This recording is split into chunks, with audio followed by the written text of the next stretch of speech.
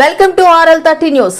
ప్రజా పంపిణీ వ్యవస్థ ద్వారా పేదలకు నెలలా ఇచ్చే పీడీఎస్ రైస్ ను అక్రమ నిల్వ చేసి తరలిస్తున్న ముగ్గురు వ్యక్తులపై విశాఖ జిల్లా పెదగంట్యాడ న్యూపోర్ట్ పోలీసులు 6A కేసు నమోదు చేశారు. ఈ మేరకు స్టేషన్లో ఏర్పాటు చేసిన మీడియా సమావేశంలో హార్బర్ ఏసీపీ ఎన్ కాళిదాసు, సిఐ కామేశ్వరరావులో వివరాలు వెల్లడించారు. గత నెల రోజుల వ్యవధిలో వివిధ సమయాల్లో దాడులు చేసి నిందితులు గంటలి ప్రసాద్, పెద్దిన కొండలరావు, అంకాల నారాయణల నుంచి 5 టన్నుల 524 కిలోల పీడీఎస్ రైస్ ను పట్టుకున్నట్లు తెలిపారు. వీటి విలువ 2,10,000 రూపాయలు ఉంటుందని అన్నారు. ప్రభుత్వ ఆదేశాల మేరకు పీడీఎస్ రైస్ పై నిఘా పెట్టామని చెప్పారు. ఈ రైస్ ఎవరి నుంచి కొంటున్నారు, దీని వెనుక ఎవరెవరు ఉన్నారనే దానిపై ఆరా తీస్తున్నామని తెలిపారు. హర్బర్ సర్కిల్ పరిధిలో దాడులు కొనసాగిస్తున్నట్లు ఏసీపీ తెలిపారు. అనంతరం పట్టుబడిన రైస్ ను మీడియాకు చూపించారు. గత నెల రోజులుగా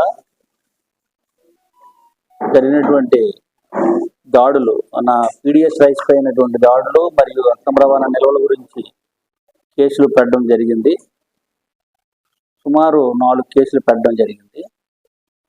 కిందటి నెల 14వ తారీఖున గంబెలి ప్రసాద్ అనే ఆయన దగ్గర 160 కేజీల పీడీఎస్ రైస్ని స్వాధీనం చేసుకుని కేసు తీసుకోవడం జరిగింది. అదే రోజున సాయంత్రం పెద్దిన కొండలరావు అనే వ్యక్తి దగ్గర నుంచి 263 కేజీల పీడీఎస్ రైస్ని అక్రమంగా నిల్వ ఉంటే తీసుకుని కేసు తీసుకోవడం జరిగింది.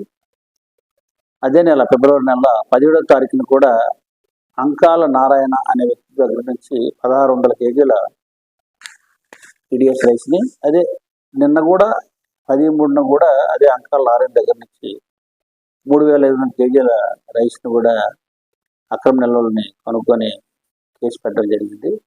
టోటల్గా ఒక్క న్యూపోర్ట్ పోలీస్ స్టేషన్లోనే హార్బర్ సబ్ డివిజన్లో గత 1 మంత్లో 4 కేసులు పెట్టడం జరిగింది. 3 అరెస్ట్ చేయడం జరిగింది.